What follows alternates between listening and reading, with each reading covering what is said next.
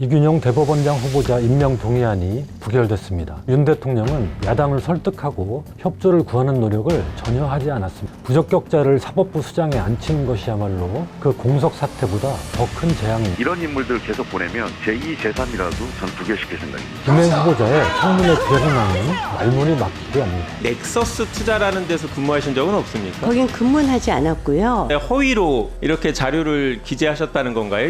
저의 착각인 것 같은데. 저는 김행 장관 후보자에 대해서는 조국 전 장관 수사했던 것처럼 좀 수사했으면 좋겠어요. 그때 사실은 감정 표현은 좀 과하게 했습니다만 뒤에 뭐 XX 이렇게 붙여놓고 이거는 다 허위고 조작입니다. 바이든 날리면 소동이 떠오릅니다. 내려오면 붕짜자 붕짜. 한동훈 법무부 장관의 책임을 묻지 않을 수 없습니다. 더 심할 경우에는 뭐 국민적 지탄이 커지면 제가 책임져야 될, 다른 종류의 책임져야 될 상황도 생기지 않겠습니까? 이런 상황을 지켜보면서 과연 한 나라의 국정 운영이라고 할 수 있나?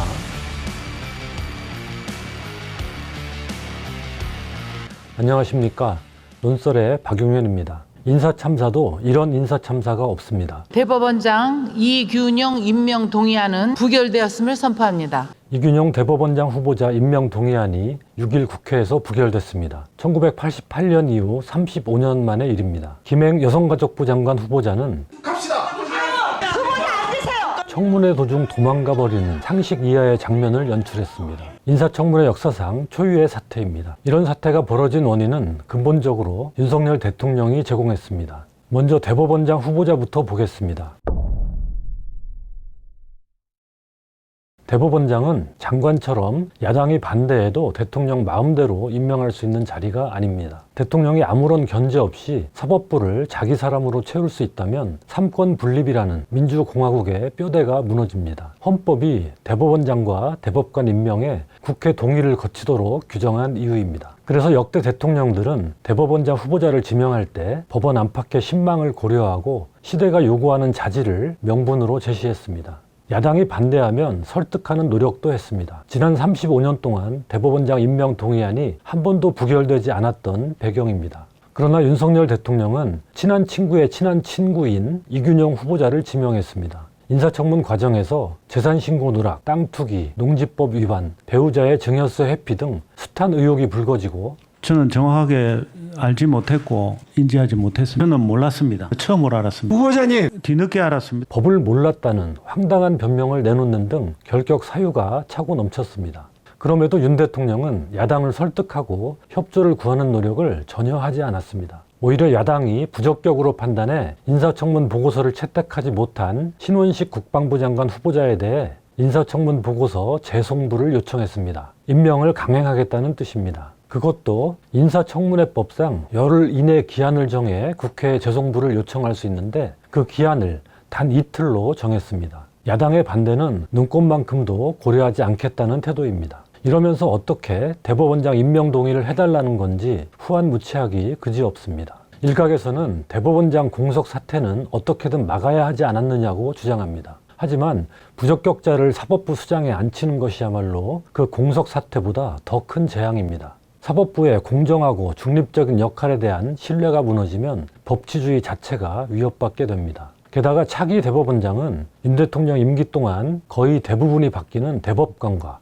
헌법재판소 재판관 3명의 임명 제청권을 행사하는 등 어느 때보다 막중한 역할을 수행합니다. 공정성에 대한 신뢰가 더욱 필요한 시점입니다. 대법원장 공백 사태라는 게 절대 생겨서는 안 되는 극단적 상황도 아닙니다. 법원조직법은 대법원장 고리 사태를 예상하고 권한 대행 규정까지 마련해두고 있습니다. 대법원장이 거리되거나 부득이한 사유로 직무를 수행할 수 없을 때에는 선임 대법관이 그 권한을 대행한다. 사법부가 마비된다거나 하는 상황은 없는 것입니다. 이제 윤 대통령이 새로 대법원장 후보자를 지명해야 하는데 또 어떤 오기 인사를 할지 벌써부터 우려스럽습니다.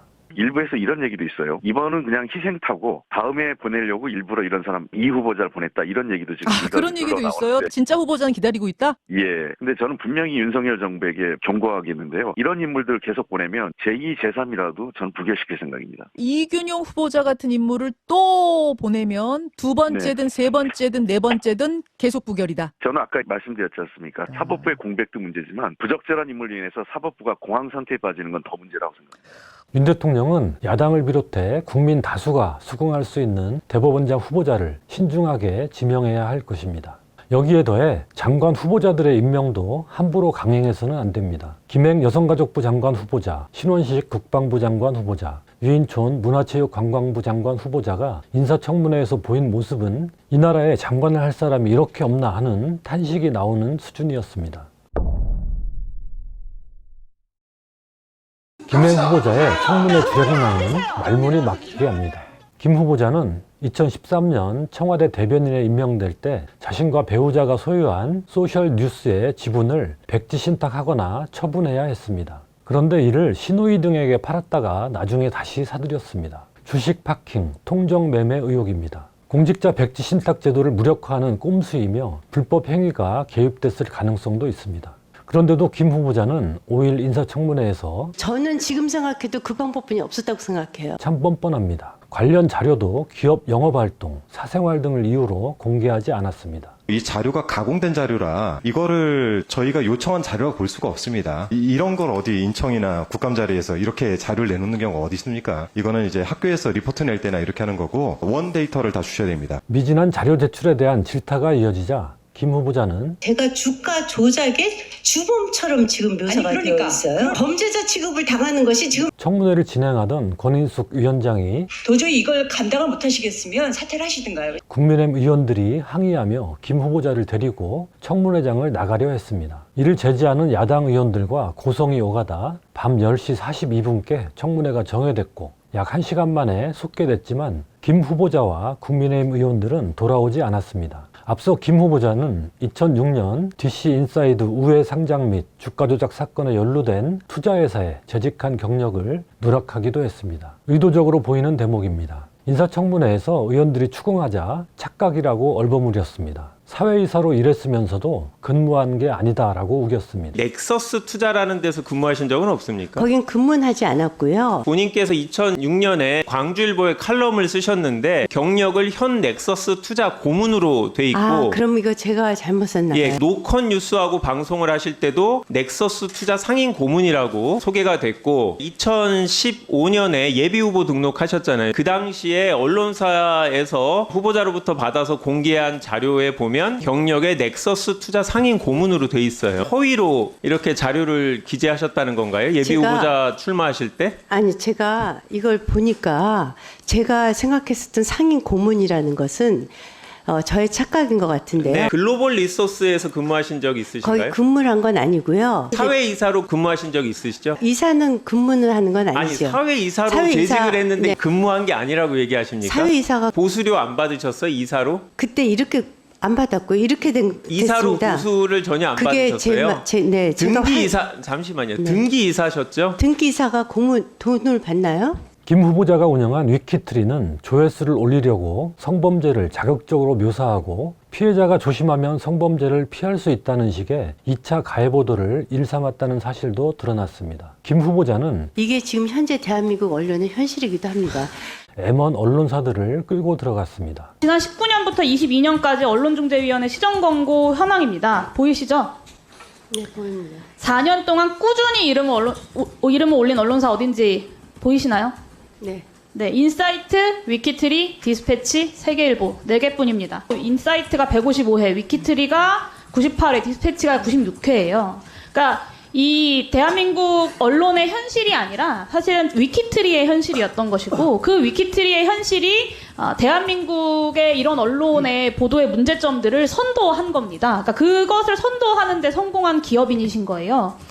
전체 4,804곳 언론사 중에서 인터넷 언론사 중에서 시정권고 1, 2등을 다퉜던 게 위키트리인데 이래도 위키트리의 혐오 장사가 대한민국 언론 모두의 현실이고 책임입니까? 도저히 장관 후보자라고 할 수 없는 행동과 태도입니다. 김 후보자는 범죄자 취급을 한다고 반발했지만 제기된 의혹의 내용을 보면 수사를 받아야 한다는 지적이 나옵니다. 그러니까 윤석열 대통령이나 한동훈 장관이 공직 후보자들의 검증에 대해서 문재인 정권 때 어떤 기준을 마련해 놓으셨잖아요. 그래서 저는 김행 장관 후보자에 대해서는 조국 전 장관 수사했던 것처럼 좀 수사했으면 좋겠어요. 조사하고 수사해가지고 사실관계를 좀 밝혔으면 좋겠다라고 말씀드립니다. 그렇지 않으면 조국 전 장관에 대해서 사적인 감정을 가지고 조사했다라고 우리가 볼 수밖에 없는 것이고, 우리 편은 조사하지 않고 수사하지 않는다라는 공정과 상식의 문제까지도 비판받을 수 있다고 생각합니다. 유인천 후보자도 못지 않습니다. 유 후보자는 이명박 정부 문체부 장관 시절의 욕설 논란에 대해 그때 사실은 감정 표현은 좀 과하게 했습니다만 그 뒤에 뭐 XX 이렇게 붙여놓고 이거는 다 허위고 조작입니다. 버젓이 동영상이 남아있는데 이렇게 우깁니다. 바이든 날리면 소동이 떠오릅니다. 그 장면 직접 보시면서 시청자 여러분이 판단하시기 바랍니다. 찍지 마. 찍지 마. 잠깐만 기다리시고.